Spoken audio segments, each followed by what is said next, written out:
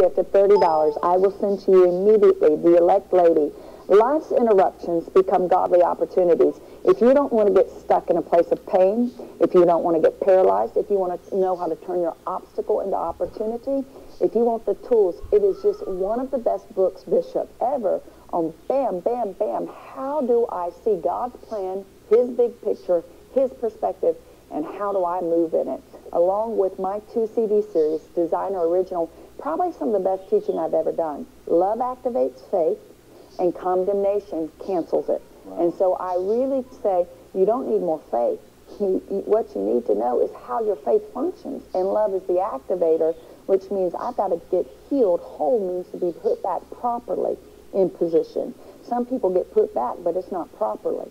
Mm-hmm. And so they never really have that faith functioning because all the things that need to activate it. And then the condemnation is there's no punishment in God. You know, so you don't have to sit back in that place no matter. And that's part of the incredible message of these teachings all coming together. Is no matter where you've been or what you've gone through. Because here's the thing. When you're in pain, it's easy to do stupid stuff. I mean, exactly. You go in the Bible, everyone wants to embrace the Son of God, but he's also Son of Man. There's a divinity and humanity. You know, there's a Simon and there's a Peter. Yeah. There's a Jacob and there's an Israel.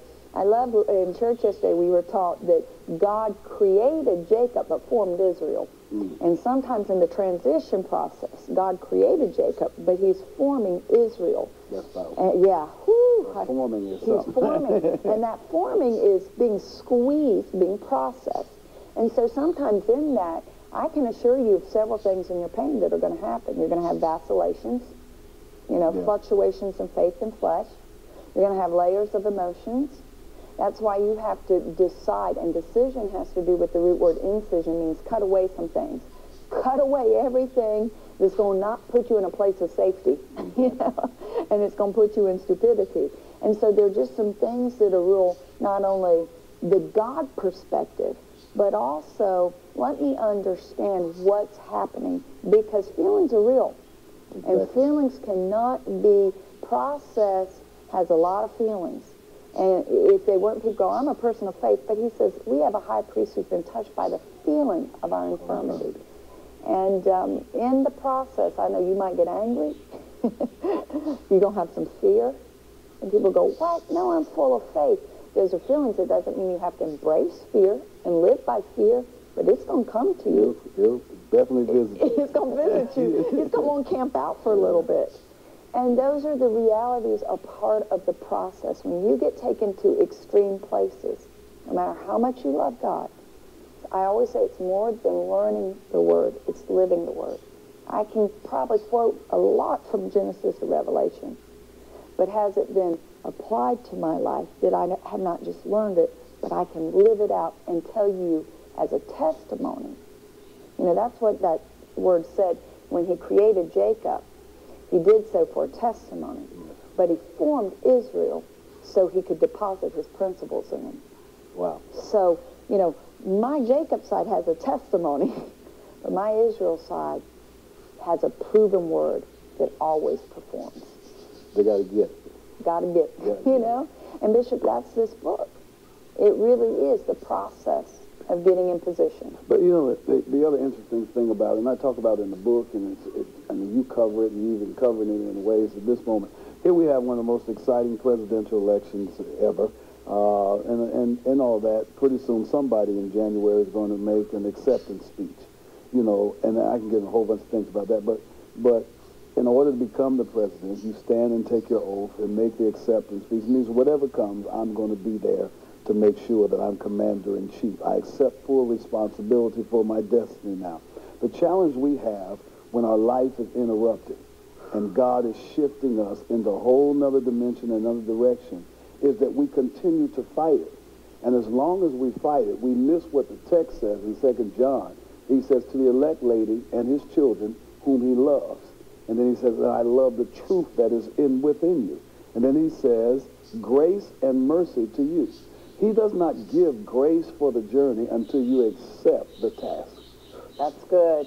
And if you don't accept it, you're constantly fighting against the will of God. And when you're fighting against the will of God, then you continue to go through struggle and problems and fear and pain and all of this because there's no sense to it. But as soon as you give up and say, look, you elected me, I'm going to accept this. I'm accepting this offer. I'm accepting this honor. If this is my lot, I accept this for what you've called me.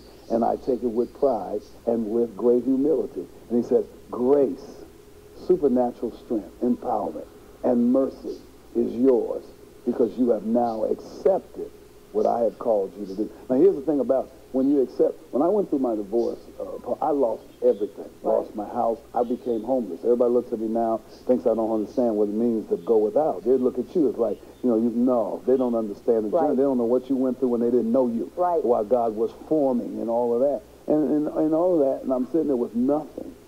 And I'm homeless. Right. And you know what I said? I made my acceptance speech at that moment. I said, if it is your intention that I be homeless, I said, I accept it. And I will spread your word while I live on the street. And that moment that I did that, I told my son, I said, let's go. I said, I had a little bit of money. I said, let's go to the barbershop. We're going to be in the street. Let's look good. And while we were sitting in the barbershop, I was sitting there and I was talking and telling the barber, we were getting a conversation, telling the barber about what was going on. And a lady was sitting across.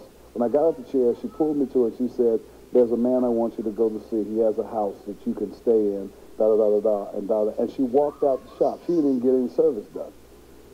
And I went to find the man. When I finally found the man said, you can have the house. I know you don't have rent, and you can stay in there a few months, and then we'll talk about it. All you got to do is clean the house out. The last people in there didn't clean it up. I went to the house. It had 4 bags of trash in it. The house was bigger than the house I lost in an exclusive neighborhood, and I'm sitting there, and just a speech, God took over. See, as soon as I did it. I understand. I get it. It's like, so you've just got to say, Uncle, I give in. Yeah, whatever your will, whatever your way. Not that God sends bad, but he uses what the enemy sends against us. If it's not God sent, it's God used. It's exactly. And so many of, and I would say to everyone who's watching, stop fighting it. Yeah. Even though it looks bleak and you don't understand, tell God, like Jesus said in the garden while he was agonizing, if you can remove this thing, let it pass, I'd appreciate it. But nevertheless, not my will, your will be done. I was created for your purpose. I was created for what you do. And if I miss everything, I'll miss it. And if I catch what you got, that's the greatest joy. That's the greatest peace that you can ever have, is to sit and know that I am in the will of God. Because I can say this, through the whole process, Bishop, and I know you can too, there's a peace that passeth all understanding. There is an assurance on the inside that when you go, I'm going to tell you, I tried to feel sorry for myself. I really did, for about a day. And it didn't fit. I couldn't, and I started laughing. I said, it just doesn't even fit. Because I know that I'm an overcomer through Christ Jesus, and I understand responsibility in life, cause and effect. And even there is so much grace of God. Oh, yeah. We don't want to talk about that. That's another show. But when you know that you don't have an effect because there wasn't a cause, then you say, sovereignty of God positions me. I trust the process. Boy, it then becomes something on the inside, I say tickles you, because you say, God, you trusted me with this in the earth. And I don't know what you're going through, but God trusted you to be the prototype for your family to advance, for the dream to be birthed, for his glory to increase in you and increase through you. Because the greatest, most dramatic display of God's presence, we are living it, and he's doing it in you. He changes you to bring change through you. God has great things for you, and I know your future is looking a whole lot better than anything in your past. Thank you so much, Bishop. My honor. Thank you. Thank you so much. The blessing.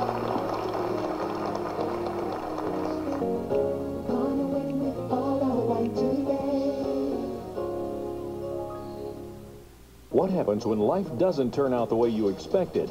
Whether you've sacrificed